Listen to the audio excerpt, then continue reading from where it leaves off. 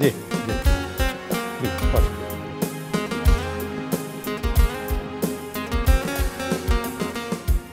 প্রিয় দর্শক, চ্যানেল আইয়ের সাপ্তাহিক আয়োজন একদিনে 7 দিন অনুষ্ঠান থেকে আপনাদের স্বাগত জানাচ্ছি। আমাদের আজকের এই অনুষ্ঠানে অতিথি হিসেবে উপস্থিত আছেন স্থানীয় সরকার বিশেষজ্ঞ সাবেক সচিব আবু আলম মোহাম্মদ শহীদ খান। স্বাগত আপনাকে অনুষ্ঠানে। Thank you. গত 7 দিনে ঘটে যাওয়া নানা ধরনের ঘটনা নিয়ে আমরা আমাদের এই অনুষ্ঠানে কথা বলি। অন্তর্বর্তী সরকারের 1 মাস পূর্ণ হলো, আমরা অনেক সম্ভাবনা, অনেক আশার দিক দিয়ে যাচ্ছি। কেমন মনে হলো আপনার 1 মাস? মোটামুটি ভালো কেটেছে। তার মধ্যে অনেক সমস্যা ছিল, অনেক চ্যালেঞ্জ ছিল। জন আকাঙ্ক্ষা বা জনগণের যে আকাঙ্ক্ষা ছিল সেটার সাথে হয়তো একটু ওদের মানে 100 মিটার স্প্রিন্ট দৌড়াচ্ছে ওরা, আমরা একটু স্লো যাচ্ছি এরকম মনে হতে পারে। কারো কারো দৌড়াচ্ছে কে 100 মিটার? মানুষ চায় যে খুব তাড়াতাড়ি কিছু হয়ে যাক। মানুষের আকাঙ্ক্ষাটা ওই রকম বড় দৌড়। সেই তুলনায় সরকার ধীরে ধীরে তাদের দায়িত্ব এবং কর্তব্য যেটা পালন করার সেই পালন করার চেষ্টা করছেন এবং তারা কোপ করার চেষ্টা করছেন। ভালো কেটেছে। তো ওই যে বললেন আপনি যে 100 মিটার দৌড় দিচ্ছে সবাই, সেক্ষেত্রে কি সবাই যদি দাবি দাওয়া নিয়ে সবাই? সেই জন্য আমি সেটাই মিন করছি যে আপনি যে কোনো গণ অভ্যুত্থান, ছাত্র জনতার গণ অভ্যুত্থান বা আমরা 90-এর অভ্যুত্থান ছিল, মুক্তিযুদ্ধ ছিল, আপনি দেখবেন যে এরকম বড় বড় ইতিহাসে যেখানেই বড় বড় ঘটনা ঘটে সেগুলো তো অনেক কিছুর কালমিনেশন, মানুষের অনেক আকাঙ্ক্ষা, অনেক স্বপ্ন একসাথে হওয়ার পরে এত বড় অভ্যুত্থান ঘটে। তো সেই জন্য স্বপ্ন যারা দেখেন, যে আকাঙ্ক্ষা যাদের থাকে, তারা অনেক কিছু চান, খুব দ্রুত চান, কিন্তু অনেক কিছুই খুব দ্রুত করা সম্ভব নয়।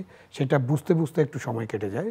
সেই জন্য বললাম যে তাদের আকাঙ্ক্ষা, তাদের স্বপ্ন বাস্তবায়ন তারা যত দ্রুত চান, সেই তুলনায় সরকারকে অনেকে মনে করেন যে একটু আস্তে ধীরে ধীরে এগুচ্ছে। বাট সরকার এগুচ্ছে, সরকার তাদের কাজকর্ম করছে, করার চেষ্টা করছেন এবং সামনে আরও ভালোভাবে বুঝতে পারবো আমরা এই অনুষ্ঠানে আগে বলেছি যে 7 দিনের ঘটনাবলী নিয়ে আমরা কথা বলবার চেষ্টা করি। আসুন দেখি আমরা গত 7 দিনে আসলে রাষ্ট্রের অবস্থাটা কেমন ছিল, কি কি কথাগুলো আলোচনা হয়েছে এবং কি দাবি দাওয়া উত্থাপিত হয়েছে। বিশেষ করে সংস্কার প্রশ্নে একটি খবর আছে, আমরা একটু দেখি। নির্বাচন ব্যবস্থা সংস্কার কমিশনের প্রধান হিসেবে দায়িত্ব পালন করবেন ডক্টর বদিউল আলম মজুমদার। পুলিশ প্রশাসন সংস্কার কমিশনের প্রধান হিসেবে কাজ করবেন জনাব সরফরাজ চৌধুরী। বিচার বিভাগ সংস্কার কমিশনের প্রধান হিসেবে দায়িত্ব পালন করবেন বিচারপতি শাহ আবু নাঈম মোমিনুর রহমান। দুর্নীতি দমন সংস্কার কমিশনের প্রধান হিসেবে দায়িত্ব পালন করবেন ডক্টর ইফতেখারুজ্জামান। জনপ্রশাসন সংস্কার কমিশনের প্রধান হিসেবে দায়িত্ব পালন করবেন জনাব আব্দুল মুহিত চৌধুরী। সংবিধান সংস্কার কমিশনের প্রধান হিসেবে দায়িত্ব পালন করবেন ডক্টর শাহদিন মালিক।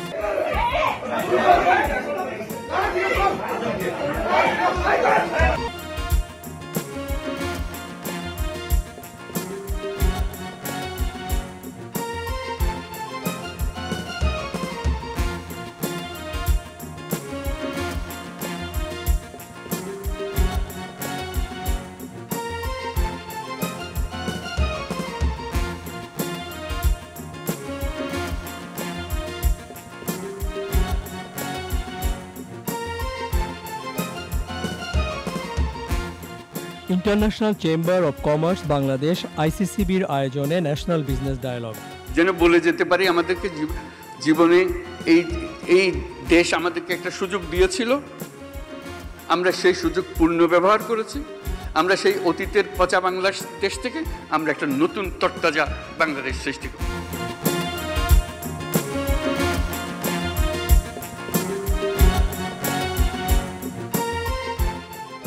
আমরা সংস্কার প্রশ্নে তো আন্দোলন করলাম। সংস্কার প্রশ্নে 6টি কমিটি গঠিত হলো এবং এই কমিটিকে 3 মাসের সময় দেওয়া হয়েছে। আশা করছি যে 3 মাস সময়ের মধ্যে একটা ফাইন্ডিংস তৈরি হবে এবং পরে রাজনৈতিক দলগুলোর সাথে কথা বলবার পরে হয়তো সামনের দিকে এগোবে রাষ্ট্র। কেমন মনে হলো আপনার? এটা করতে 1 মাস সময় লেগেছে। জি। এবং যে কমিটিগুলো করা হয়েছে, মানে প্রধান ব্যক্তিদের নাম আমরা জানতে পেরেছি। 1 অক্টোবরের মধ্যে পুরো কমিটিটা গঠন হবে এবং এই সংস্কারটা খুব জরুরি। এই সংস্কার, বাংলাদেশের রাষ্ট্র সংস্কার, এটা কিন্তু অনেক দিন ধরে আলোচিত হচ্ছে। ধরেন আমাদের মহান মুক্তিযুদ্ধ, যে 71-এর মুক্তিযুদ্ধ, সেখানে আমরা কী চেয়েছিলাম, মানে আমাদের পূর্বপুরুষরা, অনেকের পূর্বপুরুষ, আমি তো নিজে মুক্তিযুদ্ধে অংশগ্রহণ করেছি। সুতরাং আমরা চেয়েছিলাম একটা মানবিক, গণতান্ত্রিক, কল্যাণমুখী, অসাম্প্রদায়িক এবং বৈষম্যহীন বাংলাদেশ। ওই যে বৈষম্যহীন এটা আমরা চেয়েছিলাম। তো সেই চাওয়া থেকে কিন্তু বাংলাদেশের জনগণ পিছিয়ে আসে নাই। সেই চাওয়াটা 90-এর গণ অভ্যুত্থানে ছিল এবং সেই চাওয়াটা কিন্তু ছাত্র জনতার গণ অভ্যুত্থান, তারা সেটাই চাচ্ছে। সেখানে এই যে সংস্কারের জন্য যে দায়িত্ব যাদেরকে দেওয়া হয়েছে, তারা সবাই খুব পরিচিত মানুষ, আমরা সকলেই তাদের চিনি এবং তারা প্রত্যেকে তাদের কর্মক্ষেত্রে স্বাক্ষর রেখেছেন, সফলতার স্বাক্ষর রেখেছেন, সততার স্বাক্ষর রেখেছেন এবং তারা করতে পারবেন কিছু, এটা প্রত্যাশা করে। এখন আপনি আগে রেখেছেন, অতীতের কারণেই তো হবে না।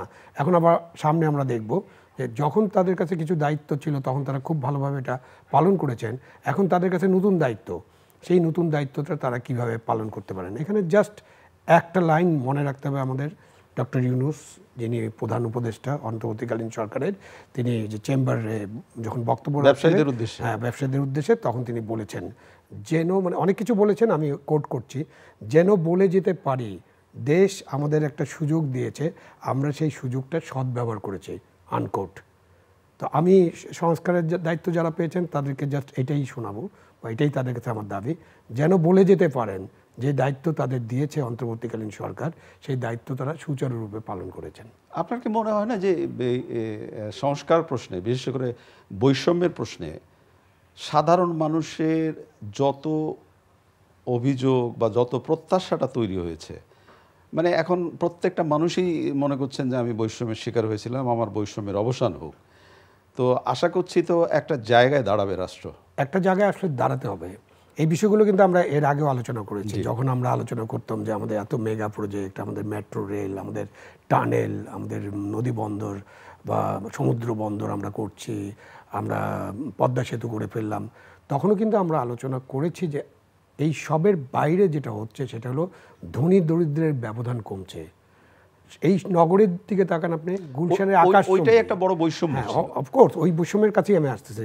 আপনি নগরের দিকে তাকান, গুলশানে আকাশচুম্বী একটা, মানে একটা ছোট বাসার দামও হয়তো 3 কোটি, 5 কোটি, 10 কোটি, 20 কোটি, 30 কোটি টাকা, আমি জানি না কেন, আমি কখনো খোঁজ নেইনি, বাট এরকম শুনেছি। তার পাশে কিন্তু করাইল বস্তি, সেখানে মানুষ মানবেতর জীবনযাপন করে, উপরতলা থেকে বস্তিটা নিজে দেখা যায়, হ্যাঁ মানবেতর জীবনযাপন করে। আমাদের এইখানেই যত দরিদ্র মানুষ আছে একটা নগরে, সব দরিদ্রতা একদিনে দূর হয়ে যাবে, সব মানুষ একেবারে সামনে চলে আসবেন এরকম না, বাট যে বৈষম্য সৃষ্টি হয়েছে, ধনী দরিদ্রের বৈষম্য দূর করা কিন্তু মুক্তিযুদ্ধের একটা মূল উদ্দেশ্য ছিল। সেই জন্য যখন সংবিধান তৈরি করা হয় তখন বলা হয় যে সমাজতন্ত্র হবে আমাদের ইকোনমির সূত্র, কিন্তু আমরা তো ওখানে থাকি নাই। তারপরে এটাকে আমরা বলছি যে সামাজিক ন্যায় বিচার। যখন আপনি চিন্তা করবেন পুরো বাংলাদেশে টেকনাফ থেকে তেঁতুলিয়া কত মানুষের কাছে দেশের সব সম্পদ আর কত মানুষের কাছে সম্পদহীন, সুতরাং ওই বৈষম্য দূর করতে হবে, বাট এটা একটা বড় চ্যালেঞ্জ। ওই বৈষম্য কিন্তু অন্তর্বর্তীকালীন সরকার তারা যে মেয়াদেই থাকেন, ধরেন আমি বলি 1000 দিন থাকুন, আপনারা অনেক কিছু করে যান, কিন্তু 1000 দিনেই তো এই বৈষম্য দূর করা যাবে না। সুতরাং আমাদের যে সরকারগুলো আসবে ভবিষ্যতে, তাদের সকলকে এই বৈষম্য দূর করার জন্য কাজ করতে হবে।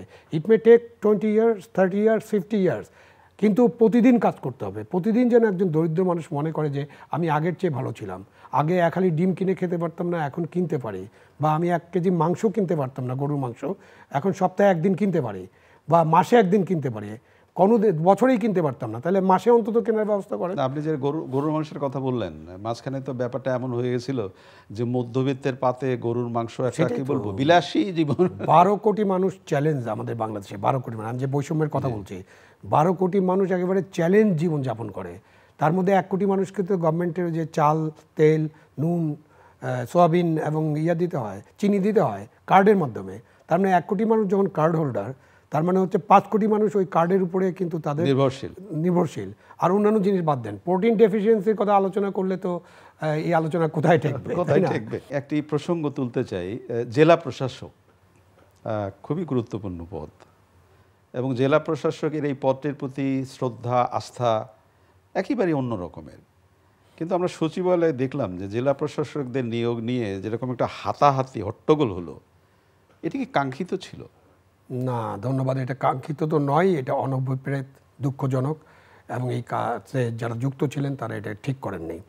প্রথমত হচ্ছে জেলা প্রশাসক কিন্তু খুব ইম্পর্টেন্ট পজিশন, যেটা আপনি বললেন। আমরা বলি প্রশাসনের চোখের মণি হচ্ছে জেলা প্রশাসক। ইভেন আপনি যখন রাজনৈতিক প্রশাসনের চোখের মণি, হ্যাঁ, রাজনৈতিক সরকার থাকুক, স্বৈরাচারী সরকার থাকুক, মিলিটারি গভর্নমেন্ট থাকুক, অন্তর্বর্তীকালীন সরকার থাকুক, প্রত্যেকের জন্য জেলা প্রশাসন হচ্ছে খুব ইম্পর্টেন্ট একটা কাঠামো, আপনি ভবিষ্যতে হয়তো জেলা প্রশাসন এভাবে নাও থাকতে পারে, 100 বছর পরে জেলা প্রশাসনে হয়তো থাকবে না, বা 50 বছর পরে থাকবে না, বাট এখনকার অবস্থায়, বর্তমান অবস্থায় জেলা প্রশাসন খুবই গুরুত্বপূর্ণ, পুলিশ প্রশাসন খুবই গুরুত্বপূর্ণ এবং বিচার বিভাগ খুবই গুরুত্বপূর্ণ। এই তিনটা যে আমাদের যে হাত পা আছে এরা গুরুত্বপূর্ণ। তো জেলা প্রশাসকের নিয়োগের ব্যাপারে গত 50-54 বছরে অথবা 100 বছরে এরকম কোনো ঘটনা ঘটেনি। সেজন্য বললাম এটা দুঃখজনক, অনভিপ্রেত, এবং এটা যারা ঘটিয়েছেন তাদেরকে চিন্তা করতে হবে। মনে রাখতে হবে আমরা গণকর্মচারী এবং আমরা একটা সিস্টেমের মধ্যে দিয়ে এগুলো হবে। একটা ব্যাচের সবাই তো জেলা প্রশাসক হবে না, 64টা জেলা, এবং ব্যাচে ধরেন 400, 300, 500 লোক থাকতে পারে। সবাই নিজেকে উপযুক্ত মনে করতে পারেন, তার একটা পদ্ধতি আছে, সিলেকশন বোর্ড আছে, তাদের বাছাই করা হয়, তাদের ইন্টারভিউ করা হয় এবং তারপরে তাদের নিয়োগটা বিবেচনা করেন অন্তর্বর্তীকালীন সরকার, বা যখন যে সরকার থাকবে তারা এটা বিবেচনা করবেন। তো সেখানে যা হয়েছে এটা ঠিক হয়নি। এবং সেন্টার অফ দি গভর্নমেন্ট, জেলা প্রশাসন যেমন চোখের মণি, এবং যে কোনো রাষ্ট্রের বা যে কোনো সরকারের হার্ট হচ্ছে সচিবালয়। হার্ট অথবা মস্তিষ্ক বলতে পারেন, মস্তিষ্ক। সেখানে যদি আপনি যখন তখন এইরকম চাপ সৃষ্টি করবেন, মিছিল করবেন এবং চাপ সৃষ্টি করে অনেক অর্ডার ইস্যু হবে, যেসব অর্ডার নিয়ে পরে প্রশ্ন উঠবে, সেটা কিন্তু ঠিক না। ঠিক না এই জন্য যে এটা একটা সিগন্যাল দেয়, খারাপ সিগন্যাল, তখন সবখানে এই প্রবণতা হবে। সচিবালয়ে ওনারা এইসব করতে পারলে আমরা ডিপার্টমেন্টে এটা করতে পারবো না কেন? আমি ডিপার্টমেন্টে করতে পারলে আমি স্কুলে কেন করতে পারবো না? স্কুলে করলে কলেজে কেন করতে পারবো না? কলেজে করলে বিশ্ববিদ্যালয়ে কেন করতে পারবো না?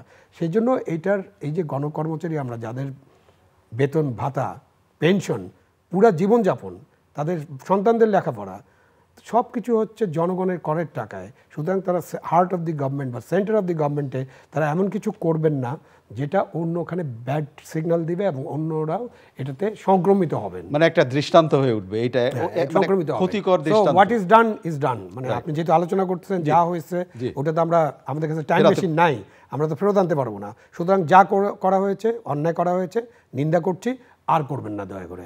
ব্যবসায়ীদের সঙ্গে কথা বলেছেন মাননীয় উপদেষ্টা, প্রধান উপদেষ্টা, যে কথাগুলো তিনি বলেছেন একটা স্বপ্নের মতো, এবং মনে হয় যে এই স্বপ্ন বাস্তবায়ন হলে দেশটা আরও অনেক দূরে এগিয়ে যাবে। আপনার কি মনে হয়? ব্যবসাটা কিন্তু আমাদের ইম্পর্টেন্ট স্টেক হোল্ডার। ব্যবসায়ী যদি ভালো মতো ব্যবসা না করেন, সততার সাথে ব্যবসা না করেন, ওটা রাষ্ট্রযন্ত্রের কারণেই হয়। কারণ এটা একটা নেক্সাস, ব্যবসায়ী, ব্যুরোক্রেসি অ্যান্ড পলিটিশিয়ান, তাদের নেক্সাসের কারণে কিন্তু সাধারণ জনগণ ক্ষতিগ্রস্ত হয়, এবং তারা একটা জিনিসের দাম যেটা 3 টাকায় বেচা সম্ভব, তারা এটা 30 টাকায় বেচার চেষ্টা করে। এবং ব্যবসায়ীরা প্রফিট করবে, কেন আমরা পুঁজিবাদী রাষ্ট্রে আছি। তো ব্যবসায়ীরা প্রফিট করবে, একটা পারফেক্ট কম্পিটিশন থাকবে, ঠিক আছে, কিন্তু প্রফিট কতটুকু করবে? পারফেক্ট কম্পিটিশনটা ঠিকমতো হবে কি না, নাকি কারো হাতে, সব সিন্ডিকেটের হাতে চলে যাবে? তো সেই জায়গায় ব্যবসায়ীরা যদি সরকারকে সহায়তা করেন সবচেয়ে ভালো, কিন্তু সরকারকে তার আইনের প্রয়োগটাও করতে হবে। সরকারকে আইন বিধি অনুসারে যার বিরুদ্ধে যা করণীয় সেটা করতে হবে। আমরা ভালো কথাও বলবো, মানে ওই যে আপনি প্রায় পুরস্কৃত করবেন যারা ভালো কাজ করবেন, আবার যারা খারাপ কাজ করবেন তাদেরকে তিরস্কৃত করবেন, শাস্তি দিবেন।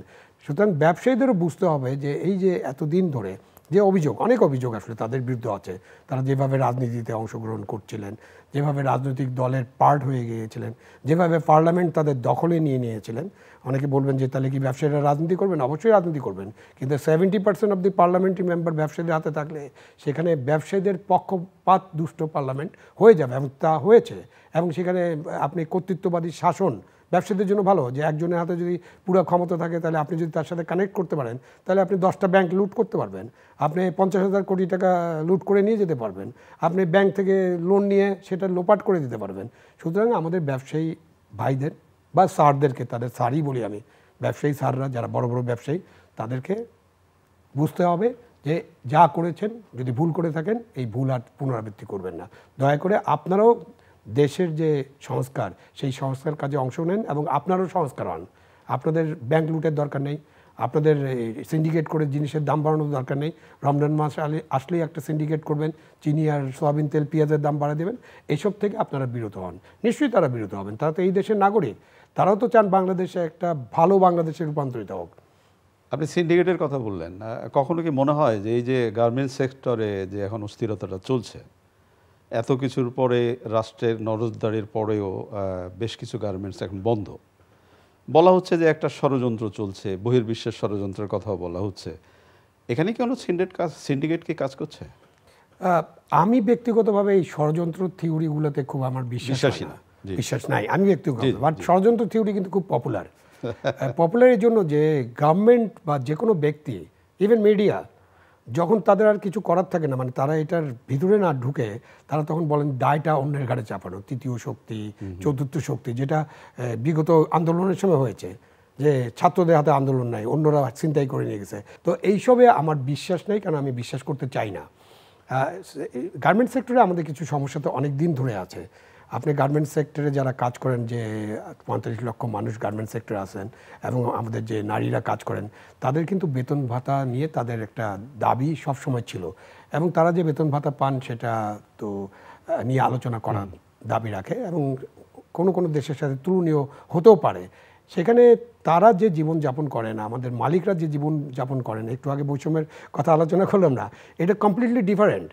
আপনি এক ধরনের জীবন যাপন করতেছেন, আর তারা আপনার খাওয়ার পয়সাটাও ঠিকমতো পাচ্ছে না, তারা ওভারটাইমটা ঠিকমতো পাচ্ছে না, বেতন পায় মাসের 7 তারিখে বা 5 তারিখে, জায়গায় 24 তারিখ হয়ে যায়, আবার বেতন ভাতা নিয়ে কিছু কিছু টানাপোড়েন হয়।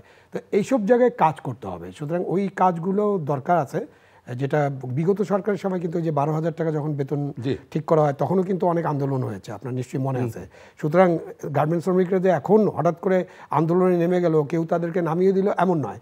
তারাও মনে করছে যে বৈষম্য বিরোধী যেহেতু আন্দোলন হয়েছে, সুতরাং তারাও তাদের দাবি দাওয়াগুলো পেশ করতে পারে। সেজন্য আমি মনে করি যে ত্রিপক্ষীয় একটা আলোচনা হতে পারে, সরকার, গার্মেন্টস মালিকরা এবং তাদের যে প্রতিনিধি, তো এইরা আলোচনা করে এই সমস্যাটার সমাধান করতে পারবেন। এবং গার্মেন্টস কিন্তু আমাদের খুবই ইম্পর্টেন্ট সেক্টর। যারা আন্দোলন করছেন তাদের জন্য আমার দুটা কথা, মানে তাদেরকে দুটো মানে আমি অনুরোধ করব। একটা হলো যে আপনারা দয়া করে এই ফ্যাক্টরিগুলোতে এমন কিছু করবেন না যাতে ফ্যাক্টরিগুলোর পুরো উৎপাদন বন্ধ হয়ে যায়, কেন এইটা আমাদের রুটি রুজির একটা ব্যাপার, এবং সারা বাংলাদেশের মানুষের জন্য এটা খুব ইম্পর্টেন্ট। কেন আমাদের যে বৈদেশিক মুদ্রার যে অভাব আছে তার, বা বৈদেশিক বাণিজ্য, তার 70-80% গার্মেন্টস সেক্টর করে। আপনারা দয়া করে কোনো কারখানায় আগুন দিবেন না, শুধু গার্মেন্টস না, কোনো কারখানায় আগুন দিবেন না। হ্যাঁ, থাকতে পারে এই যে বেক্সিমকোর কারখানায় আগুন দেওয়া হয়েছে, বিগ বস, এটা খুবই অন্যায় কাজ করা হয়েছে, এটা কোনোভাবেই সাপোর্ট করা যায় না। যারা দিয়েছেন তারা হয়তো বুঝতেই পারেন নাই, বা সেখানে কোনো দুষ্কৃতিকারীরা যুক্ত হয়ে এটা করেছে, লুটপাট আগুন দেওয়া, গাজী সাহেবের কারখানায় আগুন দেওয়া হয়েছে। গাজী সাহেব বা সালমান সাহেব বা যে কোনো ব্যক্তি যদি অপরাধী সরকারের কাছ থেকে, প্রথম হলো যে তারা যে অপরাধ করছে এটা একটা বিচার হবে, সেটা আলাদা জিনিস। বাট এই গার্মেন্টসগুলো, এই ফ্যাক্টরিগুলো সরকারের না, সরকারের কাছ থেকে অর্থ নিয়ে করা, লোন নিয়ে করা, তা আমাদেরকে টাকাটা আদায় করতে হবে। জনগণের টাকা এইসব প্রতিষ্ঠান গড়ে তোলা হয়েছে, তা আপনি পুড়িয়ে দিলে টাকাটা আদায় হবে কোত্থেকে? তারপরে আছে যে আপনার কাজের ব্যাপার আছে, আপনি কাজ করবেন, অনেক মানুষ কাজ করবে, তারা বেকার হলে তো সেটা আর একটা সমস্যা। সো সেই ক্ষেত্রে আমাদেরকে কোনো কারখানা এমন কিছু করা যাবে না, আগুন দেওয়া তো যাবেই না, এমন কিছু ঢিলাঢিলিও করা যাবে না। দয়া করে আপনারা এইসব করবেন না, এমন কোনো পরিস্থিতি সৃষ্টি করবেন না যাতে কারখানা বন্ধ করে দিতে হয়। সেটা আমাদের অর্থনীতির জন্য ক্ষতিকর, এটা আপনাদের মানে আমাদের শ্রমিকদের জন্য ক্ষতিকর, এবং আমাদের রাষ্ট্রের জন্য, জাতির জন্য ক্ষতিকর। সো এখানে একটা নেগোসিয়েশন করতে হবে, আলাপ আলোচনা করুন, বসুন, কথা বলুন, ঠিক করুন, তাদের জীবনমান কিছুটা উন্নত হোক, উন্নত করতে হবে। আপনার কি মনে হয় না, যেমন বৈষম্য বিরোধী ছাত্র আন্দোলন যখন আন্দোলন শুরু করলো, সাবেক সরকার খুব একটা গুরুত্ব দিল না, যে আচ্ছা ঠিক আছে, এটা নানা ধরনের কথাবার্তা বড় হলো, এবং তারপরেই কিন্তু একটা বড় ধরনের পরিবর্তন এলো। এখন এই যে গার্মেন্টস সেক্টরের বিষয়টা কেউ কেউ মনে করছেন যে থেমে যাবে, কিন্তু থেমে যখন যাবে তখন যে এই যে ধরেন ভিয়েতনাম বা অন্যান্য দেশ যেভাবে আমাদের অন্য গার্মেন্টস সেক্টরে যেভাবে তারা পাওয়ারফুল হয়ে উঠছে, তখন তো আমরা হয়তো পেছনে ফিরে তাকিয়ে দেখবো যে না, আমাদের তো কিছু নেই, এখন আবার নতুন করে তৈরি করতে হবে।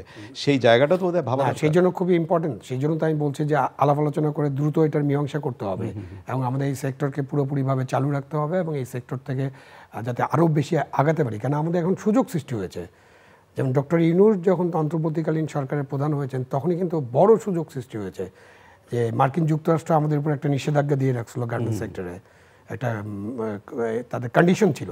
এখন এই কন্ডিশনটা উঠে যাওয়ার একটা সুযোগ সৃষ্টি হয়েছে। ইউরোপ থেকে আমরা আরও মানে ওনার যে পপুলারিটি সারা বিশ্বব্যাপী, উনি যেভাবে বিশ্বের সরকারগুলোর কাছে গ্রহণীয়, বিশ্বের বড় বড় মানুষের কাছে গ্রহণীয়, সেই সুযোগটা উনি বলছেন যে সুযোগটা আমরা কাজে লাগাতে চাই, কেউ যেন বলতে না পারে আমরা ব্যর্থ হয়েছি। হ্যাঁ, আমরা ব্যর্থ হয়েছি।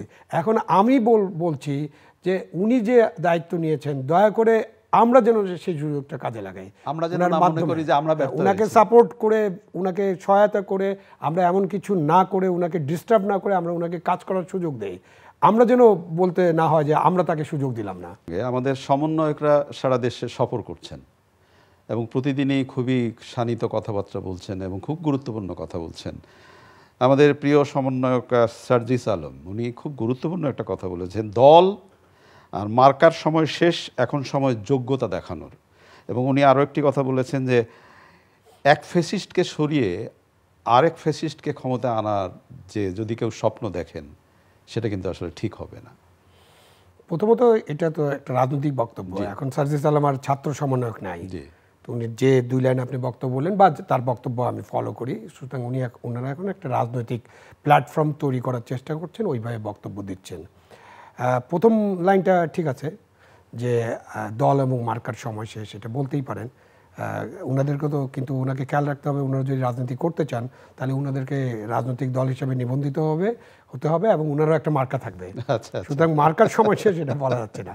এইটা এই অর্থে হয়তো বলেছেন যে পুরানো দলগুলো যেভাবে রাজনীতি করছে, পুরানো দলগুলোর যে অচলায়তন সংস্কৃতি বা তারা যেভাবে গণতন্ত্রকে দেখে বা তাদের নিজের দলের মধ্যে গণতন্ত্র নাই, সেটার সময় শেষ। মানে ওটা পরিষ্কারভাবে বলা যেতে পারে। আমি বলি এটা যে আপনাদের রাজনৈতিক দলকে নিজেদেরকে সংস্কার করতে হবে। রাষ্ট্র সংস্কার হলেই সব কিছু ঠিক হবে এরকম না, দলকেও সংস্কার করতে হবে, সেটা তাদের বিষয়, তারা কিভাবে করবেন তারা বুঝবেন। সুতরাং ওই অর্থে এটা ঠিক আছে যে দল এবং মার্কা পুরানো স্টাইলের দিন শেষ, কিন্তু ভবিষ্যতেও দল থাকবে, মার্কাও থাকবে, নির্বাচনও হবে এবং নির্বাচিত সরকারের কাছে দিন শেষে, এটা 2 বছর 3 বছর যাই দিন হোক, যেই বছর হোক, দিন শেষে কিন্তু তাদের কাছে ক্ষমতা হস্তান্তর হবে জনগণের প্রতিনিধির কাছে, জনগণের সরকারের কাছে। কারণ আমরা এটা হলো অন্তর্বর্তীকালীন সরকার, এটাকে আমি জনগণের সরকার বলি, কারণ আমি ওটা বলি না, জনগণের অভ্যুত্থানের, ছাত্র জনতার অভ্যুত্থানের ফলে এই সরকার গঠিত হয়েছে। তো সেই জন্য আপনি জনগণের সরকারের কাছে ক্ষমতা একবার হস্তান্তর হবে, তখন ওনাদের মার্কা লাগবে। দ্বিতীয় যেটা বলছেন যে এক ফ্যাসিস্ট সরিয়ে আরেক ফ্যাসিস্টকে আনতে চাই না, উনি কাকে মিন করছেন আমি পরিষ্কার না, বাট ফ্যাসিবাদী শাসন তো আমরা চাই না। ওটা আর একটু বেশি কঠোর হতে পারে কারো কারোর জন্য, বাট আমাদের নাগরিকদের বক্তব্য এটা হওয়া উচিত যে আমরা এমন কোনো পরিবেশ আর চাই না। রাষ্ট্র সংস্কার তো এই জন্যই করতে হবে যাতে ফ্যাসিবাদী শাসন রিপিট না করে। কারণ আমরা তো দেখেছি 54 বছর ধরে রাজনৈতিক দলগুলোকে দেখেছি, স্বৈরাচারকে দেখেছি, সামরিক সরকারকে দেখেছি, আমরা দেখেছি যে এই সরকারগুলো জনগণের কল্যাণের জন্য যে আকাঙ্ক্ষা নিয়ে মুক্তিযুদ্ধ হয়েছিল, যে আকাঙ্ক্ষা নিয়ে 90 গণঅভ্যুত্থান হয়েছিল, তারা সেই আকাঙ্ক্ষার সাথে যান নেই, তারা সেই স্বপ্নটা পূরণ করতে পারেনি। তার কারণে আজকে 24 হয়েছে। আমরা আরেকটা 24 আরও হাজার মানুষের রক্ত বিসর্জন বা রক্ত দিয়ে রাজপথ রঞ্জিত করা, এটা আমরা নিশ্চয়ই আর দেখতে চাই না। সুতরাং পরিবর্তনটা এখনই করতে হবে। আবার ফিরে যাই ডক্টর ইউনূসের কথায়, এটা একটা সুযোগ, এই সুযোগের আমাদের সদ্ব্যবহার করতে হবে এবং আমরা যেন বলতে পারি, এই জেনারেশন আমরা যারা এখন কিছু করতে পারি বা কিছু কথা বলতে পারি বা কোথাও কোথাও আমাদের বক্তব্য দিতে পারি, তারা যেন বলতে পারি যে ভাই নেক্সট জেনারেশন, আমরা তোমাদের জন্য একটা ভালো বাংলাদেশ তৈরি করার চেষ্টা করেছিলাম, তৈরি করে গিয়েছিলাম, এটা এখনও বলার সময় নেই, বাট চেষ্টা করেছি, সেই চেষ্টাটা কিন্তু থাকতে হবে। ওরা যেন না বলে যে আপনারা চেষ্টাই করেন নেই। আর্থিক ও সংস্কারে বাংলাদেশকে সহায়তা দেবে যুক্তরাষ্ট্র, সেজন্য একটি প্রতিনিধি দল ঢাকায় এসছে। এটি তো একটি আশার সঞ্চার করে নাকি, কি বলবেন? না, নিশ্চয়ই আশার সঞ্চার করে। একটু আগে আমি বলছিলাম যে ডক্টর ইউনূস যেভাবে পশ্চিমা বিশ্বের কাছে যেভাবে গ্রহণযোগ্য, আমেরিকা, ইউকে, ইউরোপ, জাপান, তো সেই কারণে ওনার নেতৃত্বে যে সরকার আছে সেই সরকারকে সকলেই সব রকম সহযোগিতা করবে, এটা আমার বিশ্বাস। আমার মনে হয় এটা করবে, আমার যতদূর পর্যন্ত আমি বুঝতে পারি। তো সুতরাং ডোনাল্ড লু আসছেন, তারা বাংলাদেশের আর্থিক উন্নয়নে, অন্যান্য সংস্কারে তারা সহায়তা করবেন, খুবই স্বাভাবিক। বাট ডোনাল্ড লু অন্য কোনো মানে ডিপ্লোম্যাটিক অন্য কোনো ইস্যু আছে কিনা এটা আমরা এখনও জানি না। উনি কিন্তু দিল্লি হয়ে আসছেন, কিছু কিছু নিউজ মিডিয়া। আপনি দিল্লির কথা যে তুললেন, এর আগে আমরা প্রচার মাধ্যমে যেটা খবর পেয়েছি যে তিনি এমন বার্তাও নাকি দিতে চান যে বাংলাদেশকে যেন ভারত ডিস্টার্ব না করে। আমি ঠিক জানি না, এটা ডিপ্লোম্যাটিক ল্যাঙ্গুয়েজ নয়, এরকম কথা ডোনাল্ড লু ভারতকে বলবে এরকম আমার মনে হয় না। কারণ ভারত একটা বড় রাষ্ট্র, শক্তিশালী রাষ্ট্র, এবং আমেরিকা চীনের যে বিষয়গুলো আছে সেখানে ভারতকে তারা মিত্র হিসেবে পেতে চেষ্টা করবে। কেন ভারতকে শত্রু করে বাংলাদেশকে মিত্র করে তাদের যে খুব একটা অ্যাচিভমেন্ট হবে এটা আমার এখনও মনে হয় না। But Bangladesh very important, Bangladesh very important. অনেক ধন্যবাদ আপনাকে। প্রিয় দর্শক, আমরা যে বিষয়গুলো নিয়ে কথা বললাম আপনারা নিশ্চয়ই শুনলেন। একদিনে 7 দিন অনেকগুলো ঘটনা, অনেকগুলো আলোচনা হলো। দেশের প্রয়োজনে আসুন আমরা সমবেত হই। ভালো থাকবেন। আগামী অনুষ্ঠানে আবার কথা হবে।